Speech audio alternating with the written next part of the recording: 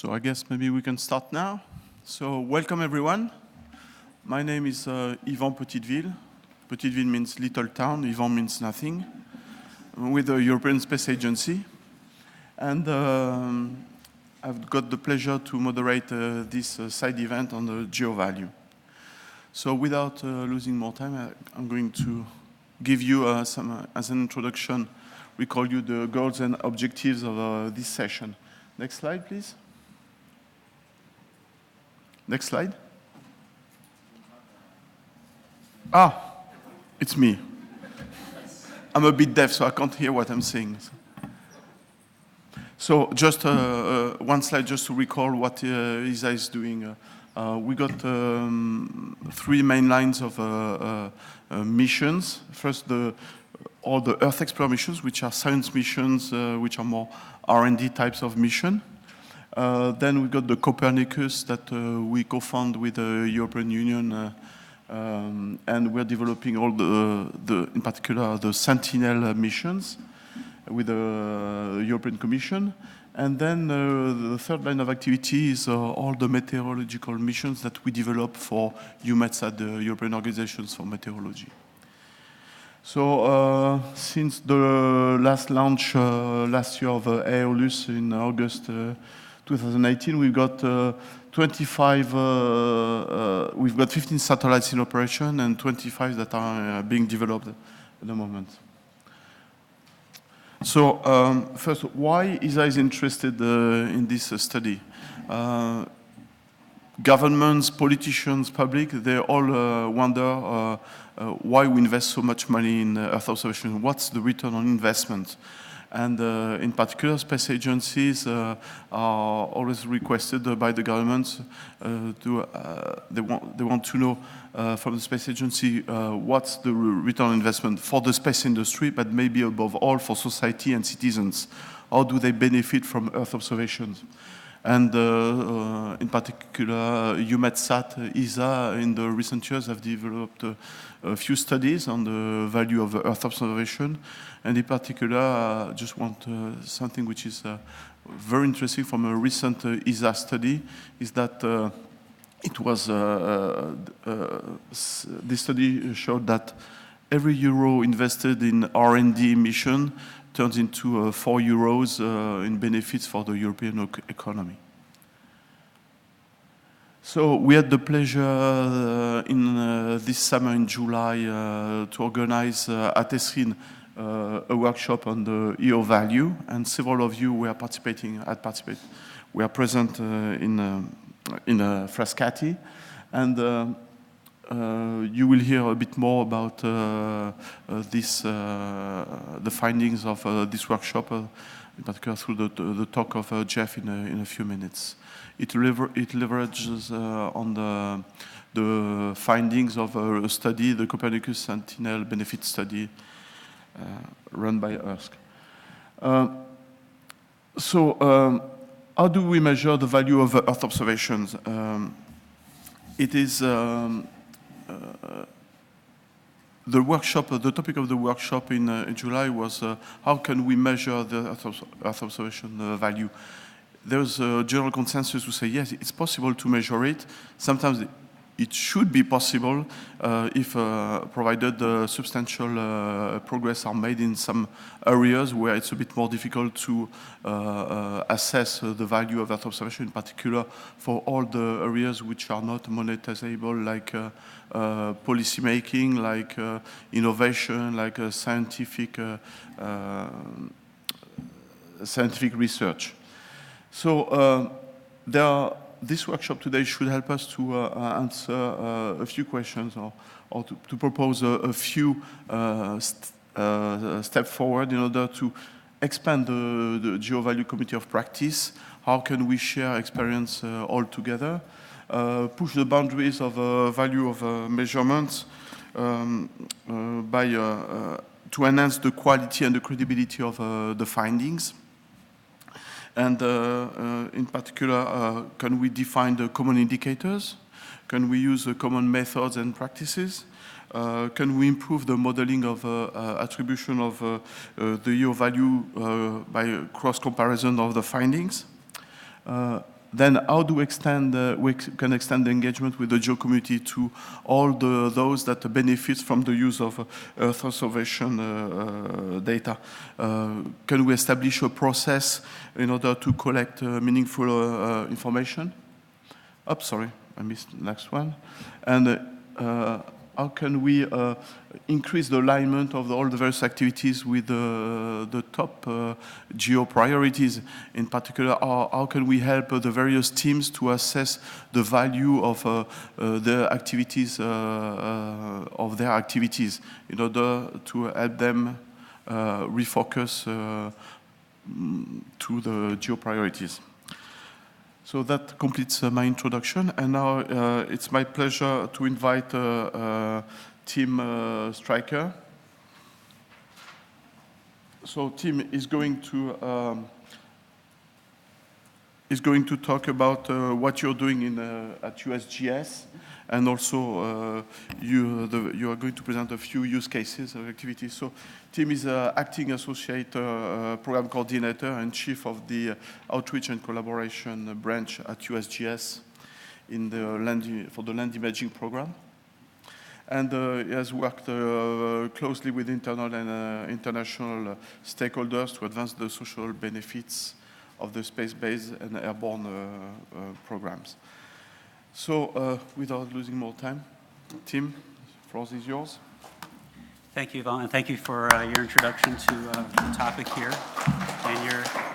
and your chairmanship of this session. It's been my great pleasure to work with Yvonne for many, many years in various coordination groups internationally. And I would like to thank you all very much for your attendance at this session. It's great to see the GEO value community continuing to engage in GEO, given the importance of GEO's focus on societal benefits and what we can learn about the value of this information. I should say that I'm not an economist. I'm a policy person, but I've been very appreciative of the work that my colleagues in USGS are doing, and I'm drawing from the work of my colleagues Carl Shapiro, Emily Pendilli, Krista Straub, and others at USGS who are looking at different aspects of the value of Earth observations. So let me see if I can advance here. Oh, that worked great. So yeah, so as a major Earth science information provider, USGS is extremely interested in understanding the value of Earth observations. And this is budget evaluation and impact and justification. What we do is quite important, as Yvonne had mentioned. But it's also useful to us in understanding the types of Earth observations that USGS is collecting and how we can increase their use and value over time. So we at USGS, we kind of look at the economic or the socioeconomic benefit of Earth observations from two different perspectives. One is the case studies approach. And some of these case studies will be listed later in this PowerPoint. Those case studies provide detailed information on how the benefits of Earth observation are achieved. So that's one way that my colleagues are analyzing this information at USGS. The second approach is called the stated preference approach, also known as contingent valuation studies. And those provide a broad perspective or overview of the benefits across a large group of users for a particular information product. These are both extremely valuable approaches. They can't substitute for one another. They both complement each other, and I think the challenge for your community is, how do we integrate this type of information into a cohesive and broad-ranging approach? So in terms of contingent valuation work, USGS has done 2 studies on the use of Landsat data, and for those of you who are in for Scotty, my colleague Krista Straub described the most recent study and the information that's actually just now being published formally after a peer review process at USGS, where we found a high value in Landsat data use across a broad user community, both domestic and international, all sectors, academia, government, commercial users, and that has grown over time. In 2011, when we first looked at this, the estimated annual economic benefit was nearly $2.2 billion. In 2017, which was the last date that we looked at, which resulted in the study's outcomes this year, 2019, we saw a growth of that economic value to $3.4 billion a year U.S. value. And we also had some kind of a little bit of insight into what the cloud service providers are doing with the data, but kind of hesitate to put too much focus on that number, which is $4.2 billion, because we don't have tremendous insight into kind of their use and their analysis and their valuation of the data, which is different than what we learned from the direct users who download the data directly from our Eero Center. But what's interesting is, there's been an increase in this value over time. Even we found in this study that even charging even low prices per scene would result in a substantial reduction in use of Landsat data. So this was an approach where we asked people what they're willing to pay for Landsat data at different price scales. And again, we found that even a low price per scene would have a major impact, reduction in the use, which would really inhibit the utility of Landsat data across a wide population of users. So this has all happened amidst significant technological and policy changes. I'd say there's been a change in user expectations over time about access to government-owned and operated remote sensing data. There's an assumption now that it should be fully and openly and freely available. And I think the availability of the Sentinel-2 data stream and the Copernicus program, which has had just a tremendously positive global impact. It's a wonderful contribution by our European colleagues, has contributed to this understanding and application and kind of unwillingness to pay large amounts of money for large amounts of data, and willing to substitute Landsat for Sentinel should Landsat become unavailable. There's also been cloud hosting and computing services, Google Earth Engine, Amazon Web Services, and others that are aggregating the data and making large amounts of data available in a very user-friendly format. And there's been a growth in the per-scene usage of Landsat data over time. We see longitudinal studies using many, many scenes over time and getting more value out of the Landsat data. So that's the USGS Open File Report 2019-1112, and you can find that on the internet soon, and I'd encourage you to take a look at that. But USGS has also conducted a wide range of case studies on other USGS-generated scientific and Earth observation products. In 2018, an assessment examined case studies in each of USGS's wide-ranging mission areas, or divisions, if you will. So everything from climate science information to geologic map information, volcano science information, harmful algal bloom science, species research, geologic framework information, and nutrient and sediment fate and transport models. This is much more than remote sensing data. This is a variety of Earth observations and downstream science work.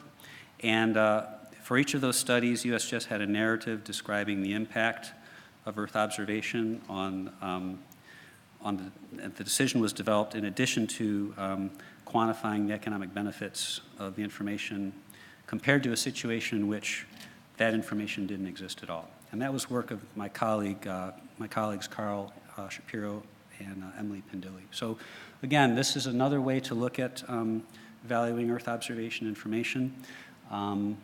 And we'll just leave you with these questions.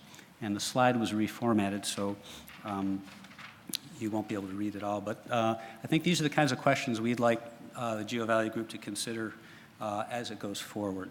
How much information is sufficient? How do we develop a strategic portfolio rather than just one-off ad hoc studies? What's the appropriate mix of studies, case studies, and contingent valuation work? And how do we build a multidisciplinary capacity for more comprehensive and routine assessment? So I hope those remarks are brief enough. I didn't want to go on too long, but I'll be happy to answer questions during the panel session. Thank you. Thank you very much, Tim. You'll have the opportunity to ask your questions at the end after all the presentations are given. Now it's my pleasure to invite Max Kralia to talk about the history of value information and how it has been evolving with time. So Max is a lead scientist. He's working at the European Commission, the Joint Research Center in Ispra, in Italy, and in the digital economy unit. And Max has led several projects on space data economy, on EO value and the economic and social impact of artificial intelligence in Europe. Max, the floor is yours. Thank you very much, Ivan, and ladies and gentlemen, good afternoon. Let's get a bit of vibe going. So, my name is Max. You see, I'm talking on behalf of a large team, and I was given a challenge by my friend here, Jay, who said, can you please go and just play the old man. He didn't want to play the old man. He plays the young man looking forward. So he asked me to play the old man, the guy who looks backwards at the many questions that Ivan started phrasing. And so basically that's what I want to talk about, the story so far, what we found, some new ideas, and one way ahead out of many. Now, you heard Ivan sort of laying out some of the key questions, which at the time when we started this work, about 10 years ago, I guess, it all sounded quite reasonable in the sense to say, well, this is an important topic. Can we all agree on methods? Can we all agree on some metrics so that we can do some comparative studies? It's a very reasonable question, isn't it? So we started about, I think, 2006, so we are really talking about 13, 14 years ago. And then we had meetings over time, every year, every 2 years, both in Europe and the US, basically building up a community of practice, really, a community of academics, practitioners, policy people, to try and compare methods and look at what we found. And build up, also have an opportunity to share some of these methods, share the material, and so there's a very rich website, this GeoValue, which provides quite a lot of that material, and an excellent book that has come out from my friend Jay and colleagues, and I only get a small percentage for advertising it. So basically, what's the story? What have we found in almost 14 years of work? And the answer is that we have found an awful lot, but we have nowhere near that first question, is there a single method? In fact, we found all sorts of methods, which here I've grouped in at least 3 clusters of approaches. And we have already heard from a colleague from USGS some of these, sort of case studies and willingness to pay. But you can see that there's 3 groups. Within each of them, you can find a whole sorts of different sets of methods to calculate either return on investment, to try to look at the impact, to look at some modeling. So if you are based in decision on some information and you degrade the quality of the information, how much the decision is degraded. There's all sorts of these kind of things. Cost effectiveness, willingness to pay, case based benefits.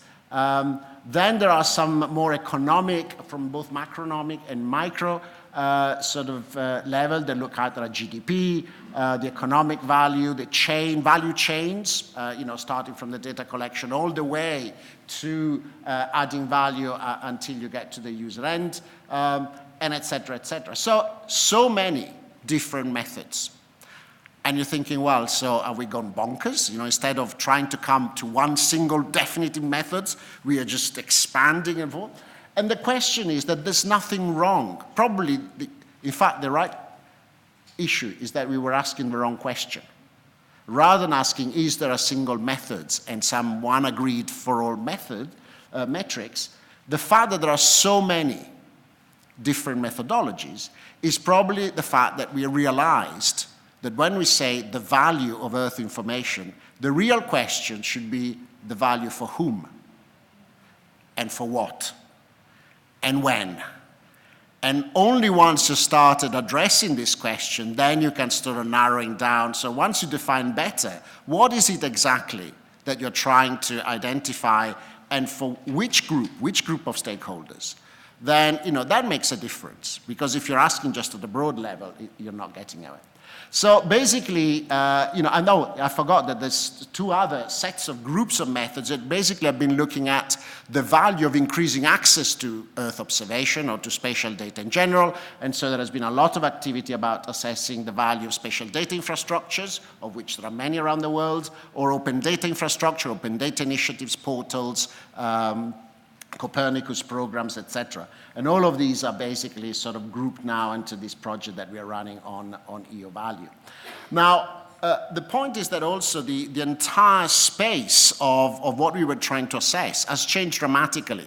In these 14, 15 years, we have seen also a significant shift from Earth observation used largely to support science, and then to support specific missions, specific policies, whether it's meteorological monitoring or oceans or etc., to increasing starting to look also at the value from an economic perspective in terms of jobs, products, support of the private sector, making benefits, taking advantage of these infrastructures we have developed. So the agenda started to shift, to add that element. And the second is that the private sector has come in really sort of in a massive way. So whereas in the past it was largely the public sector that was funding the collection of Earth observation, whether it was in situ, aerial surveys, or satellite, now it's the commercial sector that is putting a lot of money. So it's really changing a lot. So recently what we are trying to do is to look at an additional approach, okay, to try and map out this entire ecosystem that is changing under our eyes and see how it's happening. So basically, we have started to use this approach called techno-economic segment.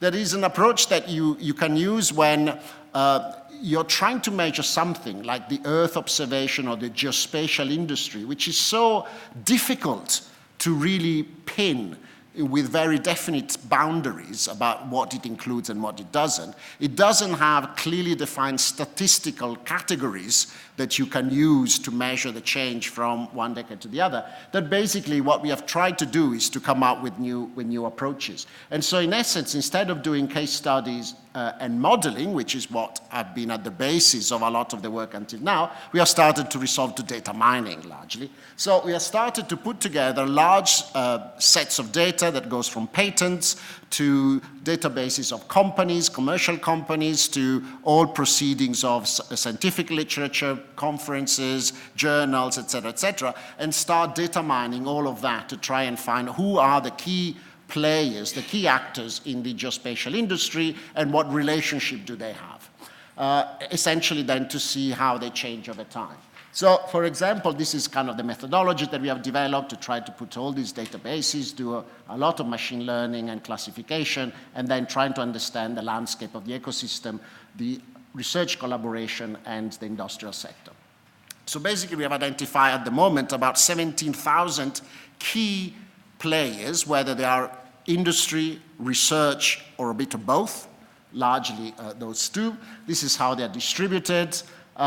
This is kind of the research relationships, which are very interesting. So you see there's a very strong relationship between Europe and the US in terms of research. There's a pretty strong relationship between US and China, and a relatively weak one between China and Europe. And these, again, are the things that you want to evaluate over time, how things are changing. This is specifically looking then at the commercial sector. These are the sort of kind of the distribution between large companies or very large companies, medium and small. So you can see that in Europe, India largely has sort of kind of a preponderance of small companies. and sort of in China things are quite different. There's a few very large companies. So there's quite a distinction. We have been looking at age, so the distribution of very young firms and those that are well established. Again, here there's a significant difference between the distribution of US, Europe, China, and India. And so you can start getting a sense of how this ecosystem is quite varied. We have started looking at the different sectors, whether they are mainly manufacturing, covering wholesale and retail. You can see that information, the green part, information and communication technologies are clearly, and professional services are the ones that take most of the, but again, quite a different distribution. That's all you need to see, is that across these big regions, they change quite a lot in terms of makeup. Specifically in Europe, we have been looking at about the 5,000 industrial players. Not surprisingly, the largest countries have the largest number. This is how they collaborate in all the research projects. So you can see there's pretty strong collaboration between Italy and France, with Spain, the UK, and Germany. So we have been able to map all this sort of kind of the relationship, how projects are done together between cooperating between different organizations with industry as well as research partners. And again, this is clearly important to inform how our research programs are being used. This is the distribution by country. The blue bars are the number of players. The red dots are basically reflecting the number of players divided by the gross domestic product, because clearly there are some countries that punch a much greater weight compared to their size, Finland, Estonia, Malta, than compared to the very large countries. And so, it's useful to see how they categorize. And this is sort of kind of their spatial distribution, which again is quite important to see where are the clusters of organization, where is the cluster of innovation in terms of the geospatial sector. And all of these is basically to say that, this is just an additional perspective to all the other studies, to all the other ways. But we need to start also characterizing this very rapidly evolving sector, and that's what we are trying to do with this methodology. So I think my time is running out, and so I come to the end. That basically, as I said, we started at the beginning saying, is there a single set of methods? Is there a single set of metrics? We didn't find it. It was the wrong question. The really important question is value for whom and for what purpose? At the same time, we see a lot of change, and clearly, therefore, it's very important to bring all this together and basically build this community further by sharing this idea. And with this, thank you very much.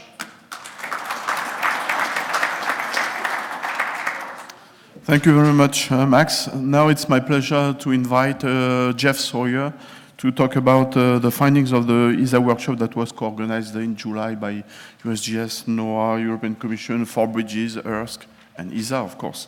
So Jeff is the Secretary General of ERSC, which is the European Association of Remote Sensing Companies, and he's a long runner in the space industry before retiring to lead the ERSC in 2011. And as a happy and busy pensioner, he's got a strong interest in measuring the value of Earth observation.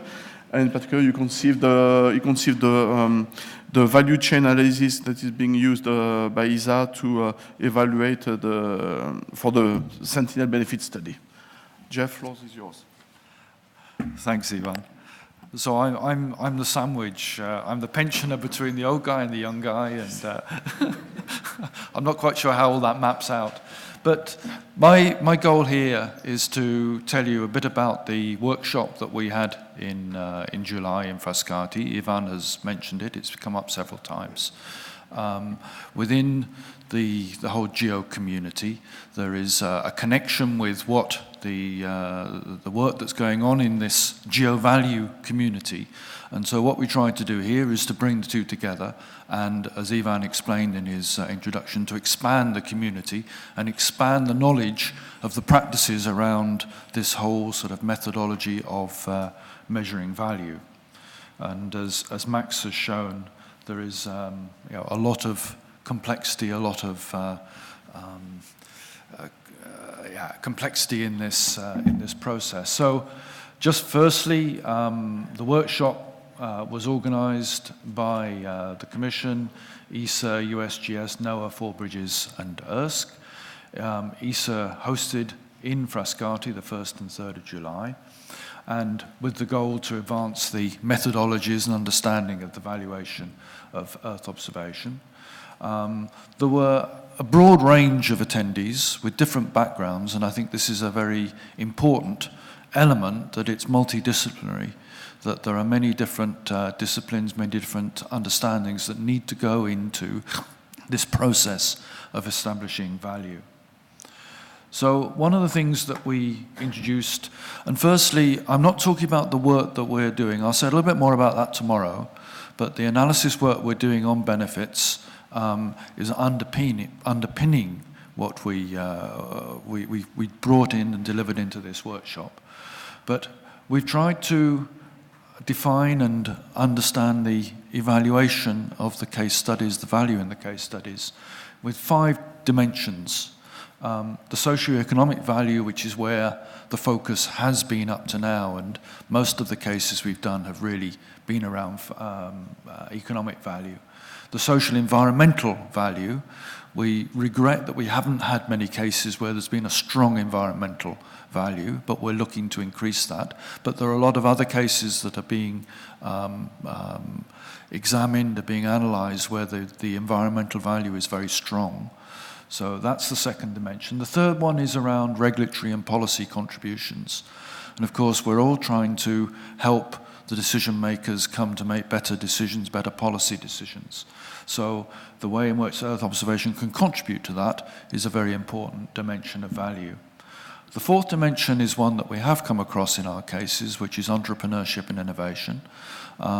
The free and open data policy of the Copernicus program and the Sentinel data is a very strong contribution to that, and we find a lot of startups and new companies which are coming into being on the back of the free and open data that's available. So this dimension of entrepreneurship and innovation is a very important contribution to society and to the value that's coming from the programs. And then finally, perhaps more traditionally, the scientific understanding and the way it's feeding into science. So those are the 5 dimensions that we're trying to address in our analyses in the future. As has been emphasized by the other speakers, there are many diverse methodologies. Recently, ESA have been looking very much at the value of programs. NOAA have been looking at the value of the investment that's made in Earth observation programs right through the value chain. So upstream, we're looking at downstream, but upstream as well, and how those programs are contributing into society. Decision trees, the concerted value has been used by a number of players to help develop value chains and to work on value chains. Stakeholder views, surveys. We ourselves do an industry survey where we talk to the companies. We like to understand where they're going, where their business is, where the barriers are. Others are doing the same thing. The Canadian Space Agency, the Australians, the Europeans and the South Africans. And this is not meant to be exhaustive. Please don't take it as an exhaustive list. And then value chains, very much where we're working this bottom-up analysis, taking operational a product, the way in which it's being used, and understanding how that's impacting on society and generating value into society. The key findings from the workshop. So the value chain approach is a foundation of the socioeconomic benefits. Maybe it helps the other dimensions as well, but it's certainly key for the socioeconomic. Methodologies exist for the evaluation of these other dimensions, but we need to work on those. We need to understand how they can be brought together. There's a common knowledge of best practices in order to be able to compare cases, to be able to compare analyses that are being done and understand where they're done in different parts of the world, how they can contribute and how they can be made to tell a bigger story by coming together. We need to develop a database, we need to develop a repository of these, and we need a common language. I mean, I think we've seen earlier that all the different types of methodologies, different types of case studies, we need to have a common language that we can all refer to. So we're going to try and do some work around that. The second area, key findings, develop strategies. We're producing results. We need to make sure there's trust in those results. And so different organizations that are maybe following and doing the same methodologies in other parts, can we help them make sure that there's trust in the results that are being generated? And there are a number of ways in which we can do that. We've discussed peer reviews, we've discussed publications, we've discussed, we have the community that gathers together to address this. Taxonomy I've mentioned, and improvements, there's always possibilities to improve modelling, but by being able to compare these different cases in different parts of the world undertaken by different, on different data sets, on different conditions, how can we improve the whole value of what's going on in the community? So I'll skip over the next steps because Jay is going to talk about that in a minute, and just put up some final thoughts. Storytelling is becoming increasingly important, we find, to tell the story of what's happening. Obviously, facts help the story, but the story has to be constructed in the right way. And that's the way to address the who are we trying to convince. How best to motivate stronger institutional support? Well, the community coming together can draw upon the strengths that are there in order to provide case for getting better, stronger institutional support for the community and the processes. We're at the GEO plenary, how to make best use of the umbrella of GEO to bring to this community. We have the meeting today, we have the plenary over the next few days. How can we strengthen that link between the GEO value community and the GEO community? And I think there's a number of things that will come up in that. And then the mobilization of the international community, that's perhaps one of the key goals today. You know, we had an international workshop. Now we try to spread the word about that workshop and to bring more people into the process. So the proceedings are available online. We've got a page devoted to the workshop and to today, so you can go and download the proceedings and all the presentations that were made at that workshop. And then because, just finally, final slide, because we're talking about telling the story, I use this example from one of the reports we did about flooding in Ireland. And I'd like to have used an Earth observation, an image first, because this is one step above the image and shows the flooding. That's published in the local press and probably is quite understandable. But does it have an impact? That probably has a stronger impact on what the story is trying to tell. And maybe that has a stronger impact again. So telling the story, making the impact is what counts. Thank you very much.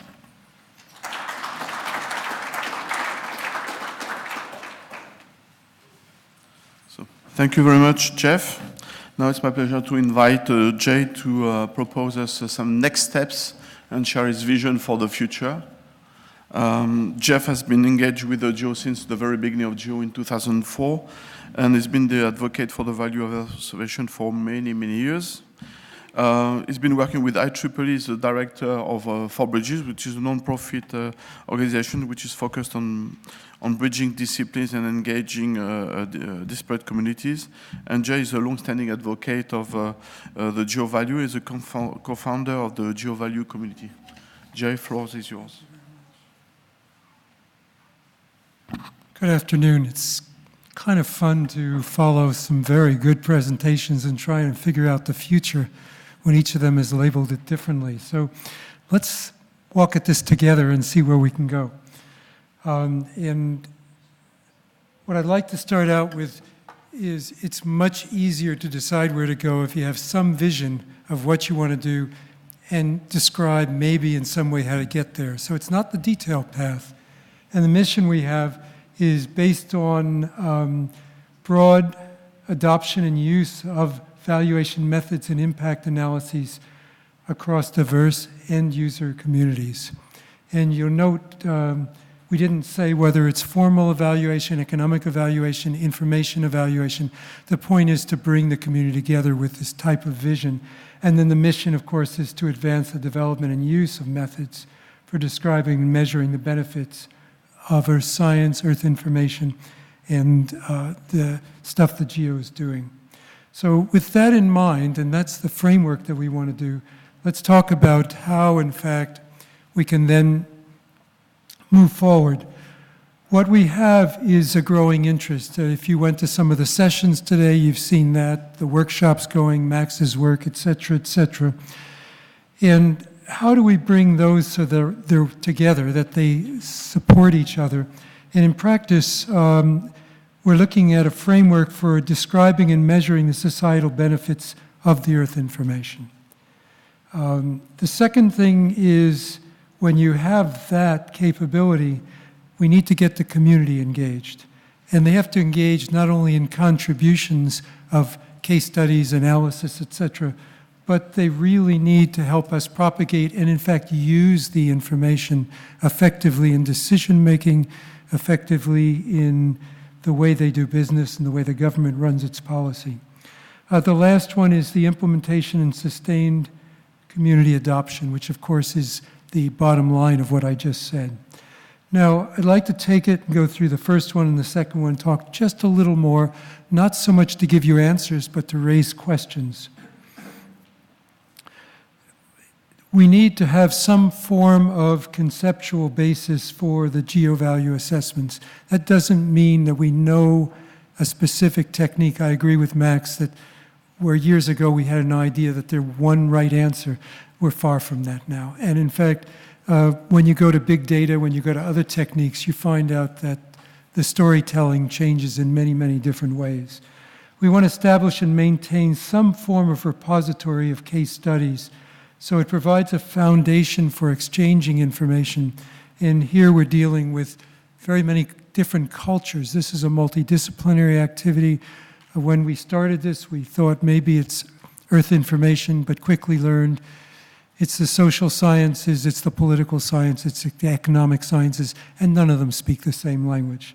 So we need some form of structure to help the process go forward and, in a certain sense, create a body of best practices for applying the techniques. That doesn't mean there's only one practice, but some community of best practices. Okay, then we move to community engagement.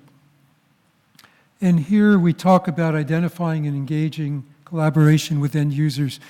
There's been many techniques in industry. Some decade or 2 decades ago, they had integrated product teams, and they brought the end users to work with the designers, the system engineers, et cetera.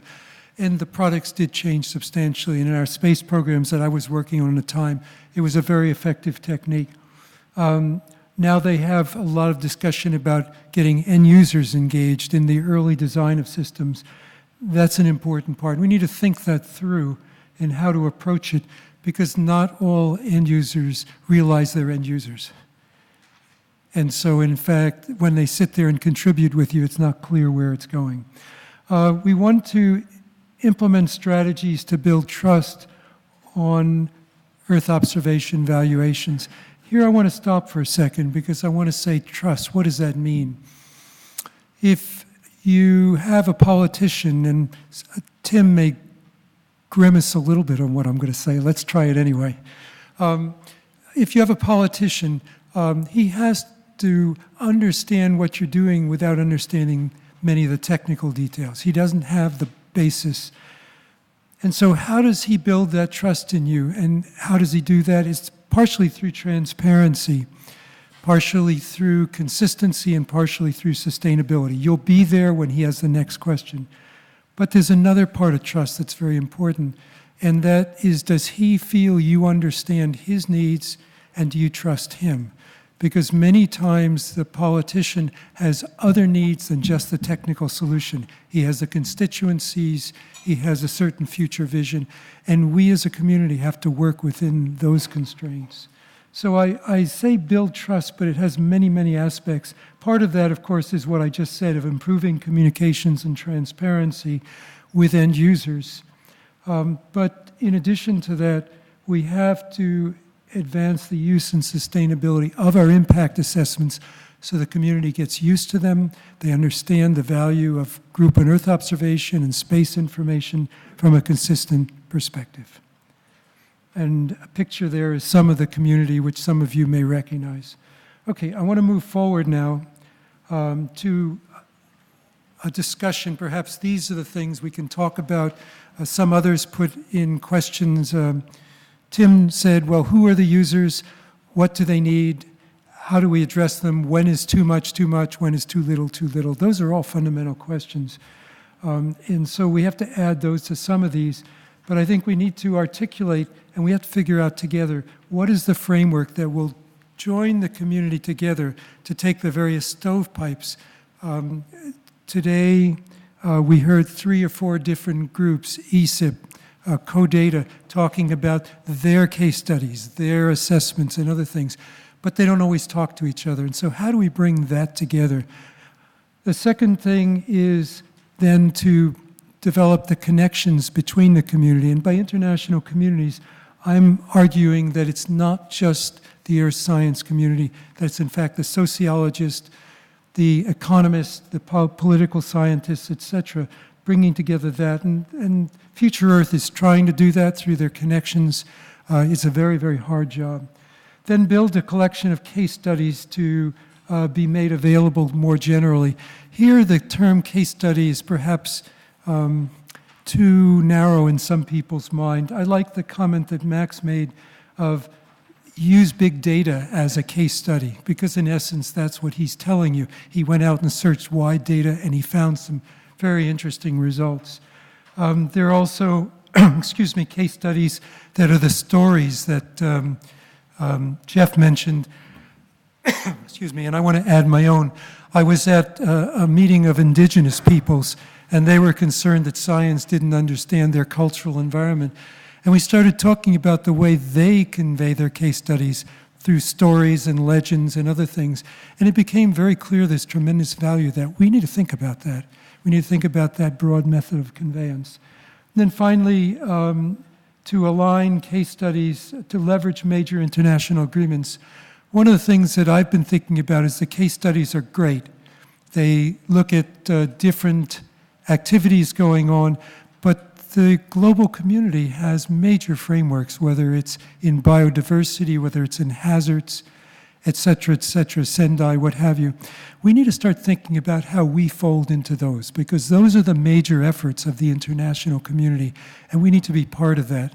And that doesn't mean you don't defend your own activities, but it does mean you take it in a much larger context. So I wanted to leave some of these as questions. I don't know the answers. We can see where we go. Finally, my last slide, what are the next steps? Tomorrow in the morning at 8:30, there's a geosite event. I would encourage you to join us. This is interesting because there's more case studies there, but the idea was to get those case studies that are pushing the boundaries, that are really looking at where can we go, not just this is another one of. So I encourage you to come. We'll be talking about the strategic framework sometime in the next 6 months, a small group getting together and trying to understand the community. And finally, I'm very pleased to announce that the next workshop, the one after for Scotty, will be hosted by the Canadian Space Agency. It'll be next year in the August to September timeframe, and I think it's going to be a remarkable opportunity to see the progress in this field. And for that, I want to thank the group that was at the workshop, tremendous number of really, really good inputs. But I don't want to forget, and you may notice some of the people in here may look familiar, the original group that set the seeds when Max held the workshop at ISPRA some 10 years ago, where we sat down and said, well, what do we need and where are we going? And the vision then, believe it or not, is still valid. So thank you, Max, for starting this all up. And with that, I appreciate the opportunity to talk with you.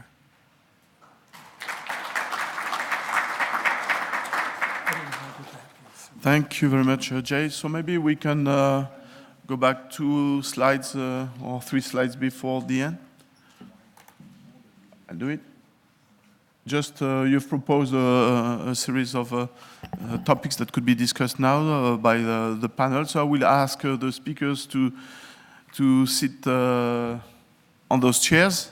So we were just commenting, it's another panel of white, modern, middle-aged men. So I think that the organizers have got a lot of work to do to make it a more interesting and diverse panel.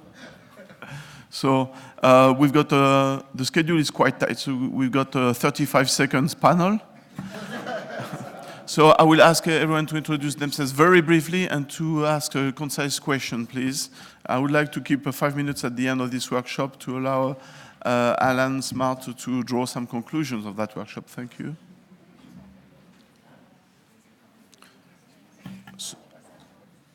So I don't know if we have a microphone for those that are going to ask questions. You know, 3 is enough. So, first questions? Hans-Peter.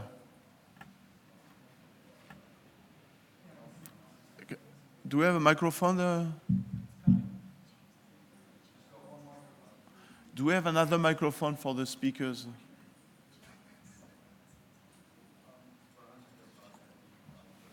We can't hear.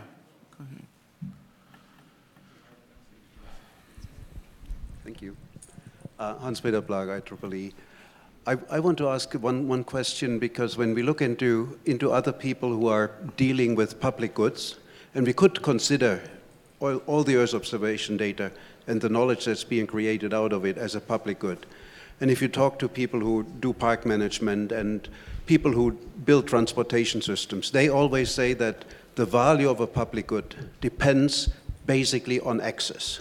If we don't have access, there is no value. If I build a bridge but there are no roads leading to a bridge, the bridge has no value, no matter how much money I invested. So to what extent is access to knowledge that's created out of Earth observations taken into account in the geo-value framework?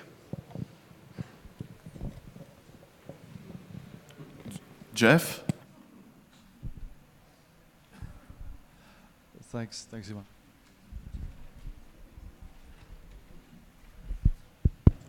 Okay, it is on. No, that's a very important point, and there have been some case studies in USGS in terms of water resources information relating to Landsat, or fire science information relating to Landsat, that that has actually been valued out. But your point is well taken, that if that data is not there to begin with, that decision support isn't there, and people have to look at substitutionality, if that's the proper word to use, alternate data sources, which may cost a lot more. And so I think that's something we do need to keep first and foremost. One thing, the most recent USGS study that Krista Straub found was, again, kind of a changing perspective on people's attitude toward the data itself and its ability, it being generated by the government, it should be viewed as a public good and made freely and openly available. If you don't do that, you're basically wasting a resource that's there for the public. And again, even though there was a higher valuation this time around, there seemed to be a greater perspective on users' behalf that there's alternative data sources with Copernicus Sentinel-2, and people are really kind of looking at that as I guess there's a greater understanding of it as a public good than there used to be. So I think that's an important step forward in the public consciousness. And we're seeing that even with commercial firms that are drawing upon government data or processing and distributing the data out in the cloud. So your point is very well taken. I mean, in the work that we're doing, we take very practical starting point.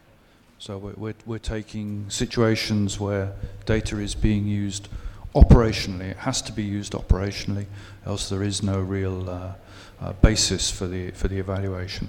How to get then to the link between how the single product is being used by different people in the different organizations in the value chain, that is a challenge, getting the data. But the basis is basically sound. I want to add one other thing, Hans-Peter, which hasn't been mentioned. The value of data, or whatever you want to call it, public good, is with open data. But it's also with the ability to use the data effectively and to have the knowledge base, the tools, and other things. And we didn't talk about capacity building here. We didn't talk about bringing the public to be able to use the data effectively. And I would add that as a major area that perhaps we ought to be engaging in. Okay. Last question. I'm sorry about, we are very tight with time. Okay, I've got one.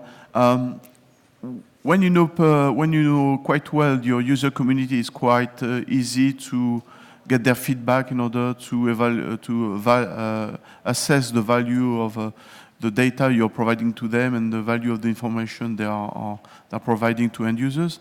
When you got programs like Landsat or Copernicus, where the access to data is open and free, and you got hundreds, thousands of users, how can you evaluate the use of the information and the value of what is produced using the information that has been derived from your data?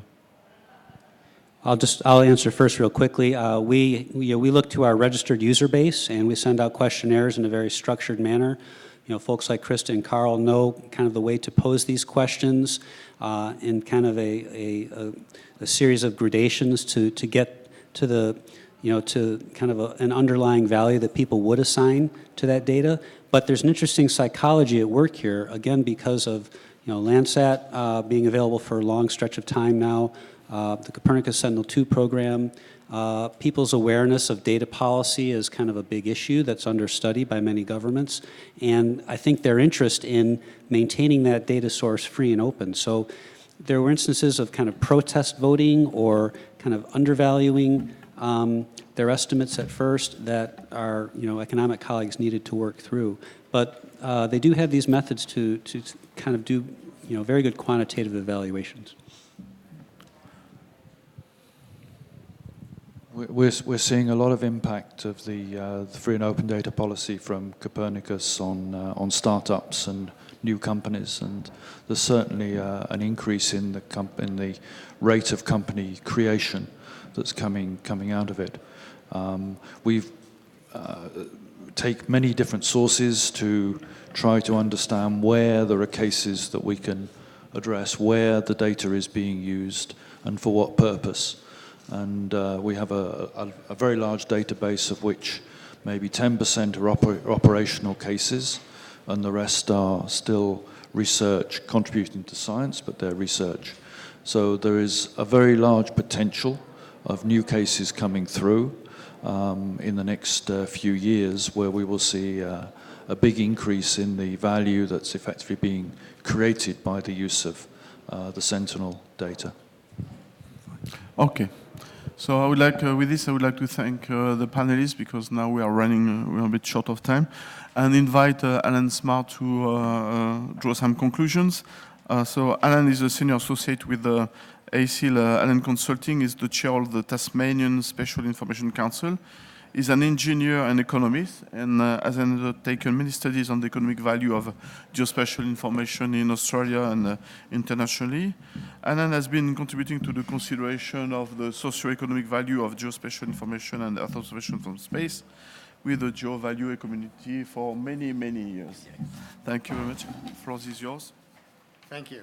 Good afternoon, everyone. Well, that's quite a set of issues to absorb and digest in an hour, but there were some really interesting and strong themes coming out. I mean, Ivan pointed out in his commentary initially that credibility and trust is a part of this game in evaluation, and part of the goal of the original of the GeoValue community was to develop some common understandings and a community of approaches.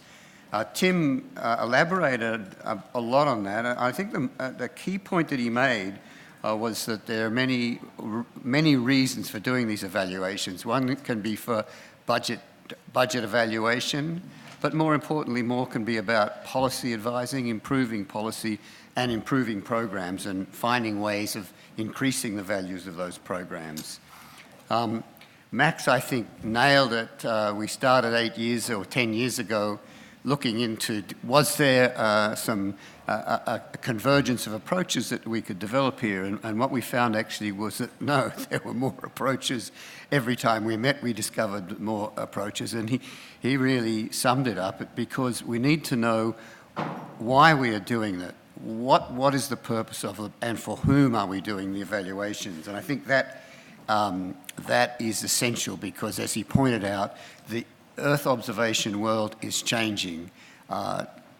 10 years ago, it was primarily public goods for science, research, and for national development reasons. Increasingly now, this data is being used by a range of companies and private sectors and governments monitoring the environment. And we're seeing a spectrum of pure public goods being taken into the private goods sector. So for whom and for what purpose is getting even more complex.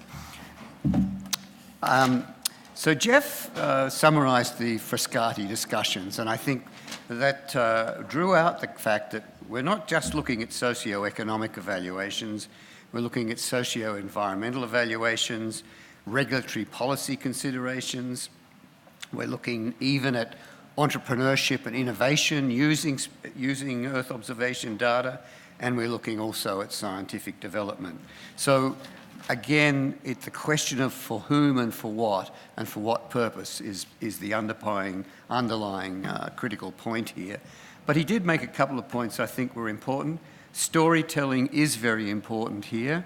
It is important, it's one thing to have the numbers, but the story behind those numbers helps policymakers understand why. As was commented earlier on, the policymakers don't want to necessarily have to deal with the details and the background. They just want to trust that the numbers that have been developed are credible and reliable. And behind that, the storytelling helps people understand where those numbers have come from. That's why case studies do have a place. I think we've come to that consensus, but they're not the only story. And again, because there are so many players now in this area, the development of or mobilisation of an international community becomes increasingly important. Jay finally made the point that the vision of where we're going, delivering some vision, the broad approach within which methodologies can be focused and developed is a critical part of this process. And so the mission of this group, the GeoValue Group, is to promote cooperation in that sense. So he put up a couple of questions. Can we develop a framework, conceptual framework of developing approaches and repositories of case studies to get a common body of understanding of best practice? How would we engage the community? How would we achieve the transparency? How would we build that trust? And the word trust seemed for me to come up several times in the discussion. Can we have a set of case studies that help guide people to look at different methodologies and different approaches, help them answer questions faster by looking at what other people have done? And can we align those case studies to some of the frameworks and approaches that are being taken in the geo community? So we on the one hand, as Max said, it seems to be diverging, but in fact, within that divergence is an important message. These studies are being done, why are they being done, and for whom are they being done? So I would encourage you to come to the session tomorrow morning at 8:30, where we will have a chance to look in more detail at some of these case studies to try and pull this story together for the next round. Thank you. Thank you for attending. So thank you all for participating to this workshop. I would like to thank again all the speakers, and in particular Jeff Sawyers for having organized this workshop. And see you tomorrow morning at 8:30. 1, 2.